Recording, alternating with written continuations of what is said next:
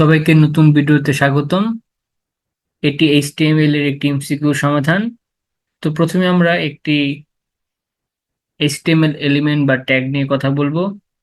তো প্রথমেই দেওয়া আছে যে এলিমেন্টের মধ্যে পি ট্যাগ, তার ভেতরে আমরা লিখতে পাচ্ছি যে অ্যালাইন সেন্টার, তার মানে এটাকে বলে আমরা অ্যাট্রিবিউট। তারপর এই অ্যাট্রিবিউটের একটা ভ্যালু আছে যেটাকে বলে আমরা অ্যাট্রিবিউট ভ্যালু, এবং এর ভেতরে আমার যেটাকে বলে এলিমেন্ট কন্টেন্ট বা কন্টেন্ট তোপ একাডেমি লেখা আছে।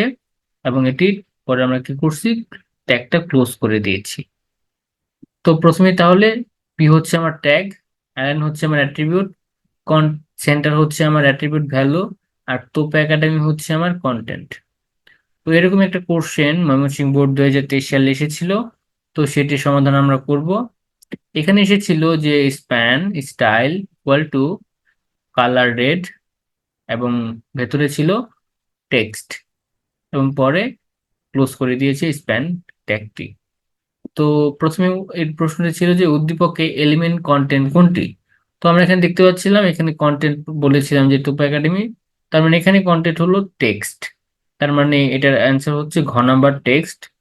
এবং তারপরে প্রশ্নটি হচ্ছে উদ্দীপকে অ্যাট্রিবিউট কোনটি। তো এখানে আমরা দেখতে পেয়েছি যে ট্যাগের পরে যেটি থাকে সেটি অ্যাট্রিবিউট। তো এখানে অ্যাট্রিবিউট ছিল অ্যালাইন, আর এটার ক্ষেত্রে অ্যাট্রিবিউট হচ্ছে আমার স্প্যানের পরে যে লেখাটা আছে যে স্টাইল সেটি। তাহলে এটার অ্যান্সার হচ্ছে আমার ক স্টাইল।